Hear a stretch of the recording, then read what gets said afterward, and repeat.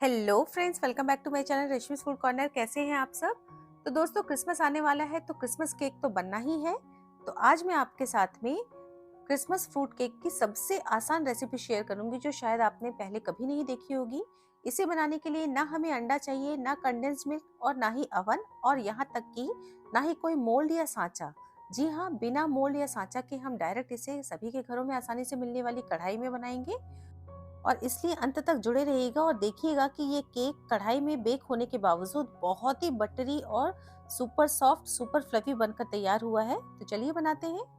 सबसे पहले हम यहाँ पर एक तैयारी कर लेते हैं कि ये चूंकि टूटी फ्रूटी केक बन रहा है तो यहाँ पर मैंने आधा कप टूटी फ्रूटी ली है और इसमें हम डालेंगे थोड़ा सा मैदा। आधा चम्मच मैंने मैदा डाला है।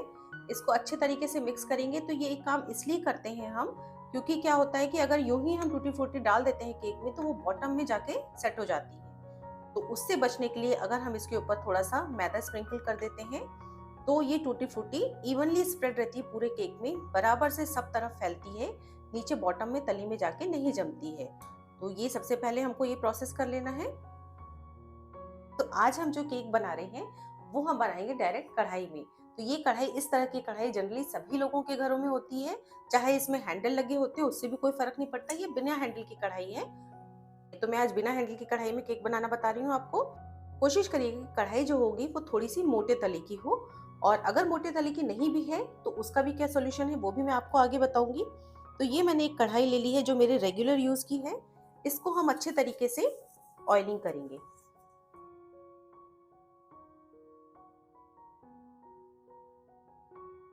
तो ये मैंने इसकी ऑयलिंग कर ली है।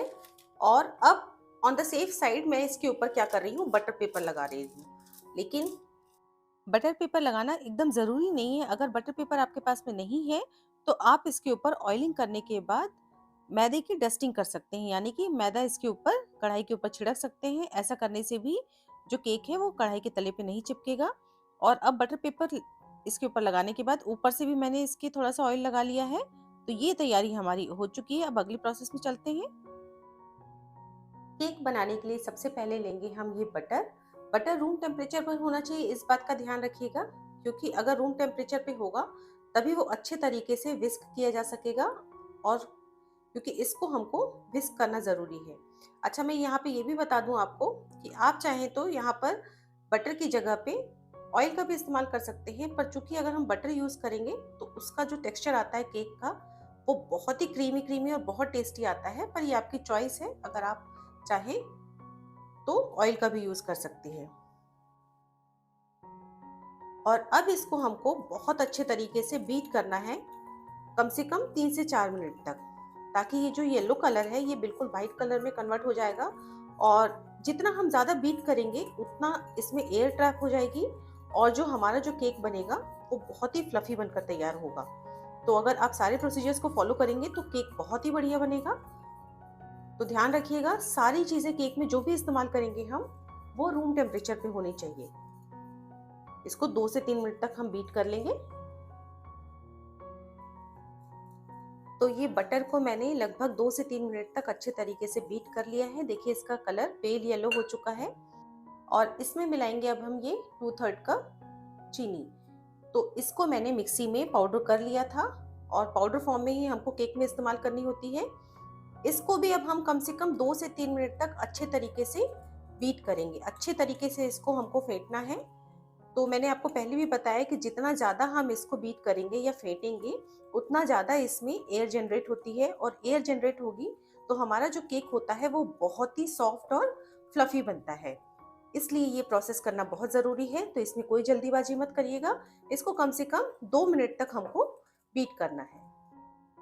तो ये देखिए, आप देख पा रहे हैं मिक्सचर बिल्कुल ही लाइट और फ्लफी हो चुका है, और इसको मैंने लगभग 2 से 3 मिनट तक फेंट लिया था। और अब इसमें मिलाएंगे ये 3/4 कप दही। तो दही भी ये बिल्कुल रूम टेम्परेचर पे है। तो ध्यान रखिए, बेकिंग के समय सारी चीजें जो हैं वो रूम टेम्परेचर पे ही मिलाइए। और बस इसको भी मिला के हम अच्छे तरीके से फेंट लेंगे, ताकि दही में जो गांठें होती हैं या गुठलियां होती हैं वो बिल्कुल भी ना मचे। इसको भी लगभग हम 1.5 से 2 मिनट तक अच्छे तरीके से फेंट लेंगे। और दही ध्यान रखिएगा कि बहुत खट्टा नहीं यूज करिएगा, जो नॉर्मल एक दिन का फ्रेश दही होता है वही इस्तेमाल करिएगा। तो ये देखिए, इसको भी मैंने लगभग 2 मिनट तक अच्छे तरीके से फेंट लिया है और हमारा जो वेट इंग्रेडिएंट का मिक्सचर है वो पूरी तरीके से तैयार हो चुका है। अब इसमें मिलाएंगे हम ड्राई इंग्रेडिएंट्स। तो इसके लिए यहाँ पर मैंने एक स्ट्रेनर रखा है, एक जाली रखी है, छन्ना रखा है। इसमें पहले मैंने मिलाया 1 कप मैदा और उसके बाद आधा कप मैदा। तो ये लगभग 1.5 कप मैंने मैदा मिला दिया है और साथ में 1 टीस्पून बेकिंग पाउडर और आधा टीस्पून बेकिंग सोडा। तो बेकिंग में जितने भी ड्राई इंग्रेडिएंट्स रहते हैं उन्हें छान के मिलाइए, क्योंकि अगर इसमें कोई भी लम्स वगैरह रहा, जैसे कि बेकिंग पाउडर या बेकिंग सोडा में कई बार गांठें होती हैं, तो वो अगर मुंह में आती है तो बहुत ही, या एक जगह इकट्ठी हो जाती हैं तो काफी कड़वा टेस्ट देती हैं। और इस तरीके से छानने से क्या होता है कि उसमें एयर ट्रैप होती है जो हमारा मिश्रण है, और उसके कारण जो हमारा केक है वो बहुत ही ज्यादा फ्लफी बनता है। ये देखिए, इस तरह की गांठें जो होती हैं वो बाद में मुंह में आती हैं, एक जगह इकट्ठा होकर कड़वापन देती है, इसलिए छानना बहुत ज्यादा जरूरी है। और अब सारे इंग्रेडिएंट्स को हम मिक्स करेंगे, पर ध्यान रखिएगा इसको बहुत ही सॉफ्टली और जेंटली मिक्स करना है हमको, इस तरीके से कट एंड फोल्ड से, क्योंकि बहुत तेजी से अगर आप इसको मिक्स करेंगे तो क्या होगा, हमारा केक जो है वो हार्ड बन सकता है। तो बहुत प्यार से, बहुत सॉफ्टली हमको इसको मिक्स करना है। अब ये सारी मिक्सिंग मैं आपको स्पीड बढ़ा के दिखा रही हूँ ताकि वीडियो लंबा नहीं हो दोस्तों, पर मैंने सारी mixing cut and fold method से स्लो स्पीड में ही की थी। और अब इसमें ऐड करेंगे तैयार की हुई टूटी फ्रूटीज को, जो हमने पहले से मैदा डाल के डस्ट करके रखी हुई थी। सारी चीजों को अच्छे तरीके से मिक्स करेंगे, पर ध्यान रखिएगा कट एंड फोल्ड मेथड से ही करना है। और इस केक का मिक्सचर जो रहता है थोड़ा सा गाढ़ा रहता है, पर फिर भी अभी बहुत गाढ़ा है, इसलिए इसमें मैंने 1/4 कप दूध डाला है, जो कि बिल्कुल रूम टेम्परेचर पे है। तो ध्यान रखिएगा सारी चीजें हमको इसमें रूम टेम्परेचर पे लाकर ही डालनी है, ना ठंडी ना गर्म। बस इसको भी कट एंड फोल्ड मेथड से स्लोली मिक्स करेंगे। ये स्पीड बढ़ा के मैं आपको दिखा रही हूँ दोस्तों। अब इसमें फ्लेवर के लिए आधा चम्मच मैंने वनीला एसेंस डाला है, यानी कि हाफ टेबल स्पून डाला है। आप चाहे तो इस केक में इलायची पाउडर का भी यूज कर सकते हैं। बस इसको भी अच्छे तरीके से मिक्स करना है हमको। और आपको यहाँ पर एक बात और बताऊं मैं, कि आप चाहें तो अपने पसंद के नट्स भी यहाँ इसमें ऐड कर सकते हैं। जो ड्राई फ्रूट्स होते हैं, जो भी आपके पसंद के हैं उन्हें भी ऐड कर सकते हैं, उसका भी बहुत अच्छा टेस्ट आता है और केक हेल्दी भी बन जाता है।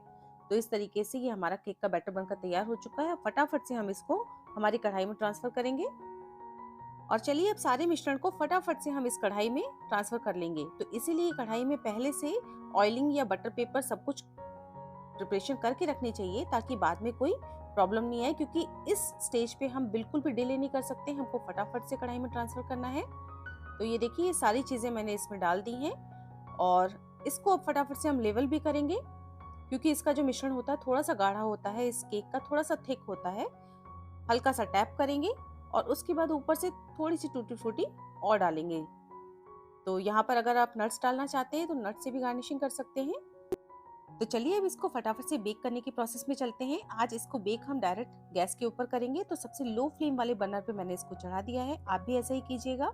इसको बेक करने में कम से कम 55 से 60 मिनट लग सकते हैं। ये डिपेंड करता है मौसम के ऊपर। अगर ठंडा मौसम है या फिर किचन में एसी लगा हुआ है तो इसको बेक करने में ज्यादा वक्त लगेगा। इसको ढककर हम बेक करने के लिए छोड़ देंगे। और अगर आपकी कढ़ाई पतली है तो आप इसके नीचे लोहे का तवा कोई या फिर कोई मोटा तवा रख दीजिए, जिससे कि डायरेक्ट आंच नहीं लगेगी और आपका बेक बहुत आसानी से, बहुत अच्छे तरीके से केक होगा। तो ये देखिए, लगभग मेरे को इसको बेक करने में 60 मिनट लग चुके हैं। 60 मिनट के बाद मैंने इसके ढक्कन को खोला और ये देखिए कितना परफेक्ट बेक हो चुका है। बिल्कुल लो फ्लेम पे मैंने इसको किया था। टूथपिक बिल्कुल क्लीन आई है। बस इसको अब हम यहाँ से हटा लेंगे और ठंडा होने के लिए रख देंगे। तो बर्नर के ऊपर से मैंने हटा लिया है। इसको ठंडा होने के लिए छोड़ देंगे। ठंडा करने के लिए इसको क्या करेंगे, ऊपर से कपड़े से, किसी टॉवल से ढक देंगे, जिससे कि बढ़िया सा सॉफ्ट और मॉइस्ट बना रहेगा केक। तो इसको मैंने छोड़ दिया है। लगभग 1 घंटे के बाद मैंने इसको खोला कपड़े को, और ये देखिए बहुत बढ़िया तरीके से ठंडा हो चुका है। किनारे मैंने इस तरीके से नाइफ से इसके छुड़ा लिए हैं। वैसे तो हमने इसकी ऑयलिंग बहुत अच्छे से की थी, बहुत आसानी से ये निकल जाएगा, डीमोल्ड हो जाएगा। ये देखिए, इसको डीमोल्ड किया मैंने, कितने आसानी से डीमोल्ड हो गया। और देखिए, बटर पेपर तो उसी में कढ़ाई में ही चिपका रह गया। वापस इसको पलटा, ये देखिए कितना बढ़िया हमारा कढ़ाई में केक बेक हो चुका है। नीचे से कलर भी बहुत परफेक्ट आया है, बिल्कुल भी डार्क कलर नहीं हुआ है, परफेक्ट कलर आया है केक का। और बस इसको अब मैं आपको कट करके दिखाती हूँ। तो कट करते समय इसके बाउंस होने से ही आप समझ पा रहे होंगे कि बहुत ही फ्लफी और सॉफ्ट केक बनकर तैयार हुआ है। मैं आपको प्रेस करके भी बताऊंगी। देखिए कितनी परफेक्ट जाली पड़ी है। तो दोस्तों मैं ज़रूर रिकमेंड करूंगी कि इन सर्दियों में या इस क्रिसमस पे इस केक को ज़रूर तैयार कीजिए। बहुत ही बटरी और सॉफ्ट, बहुत ही डिलीशियस केक बनकर तैयार हुआ है। तो अगर रेसिपी अच्छी लगी हो तो लाइक ज़रूर कीजिएगा। साथ में अगर आपको मेरी रेसिपीज पसंद आ रही हैं तो चैनल को सब्सक्राइब भी ज़रूर से कर लीजिएगा। तो फिर मिलते हैं मेरी एक अगली और नई रेसिपी के साथ। तब तक के लिए बाय बाय।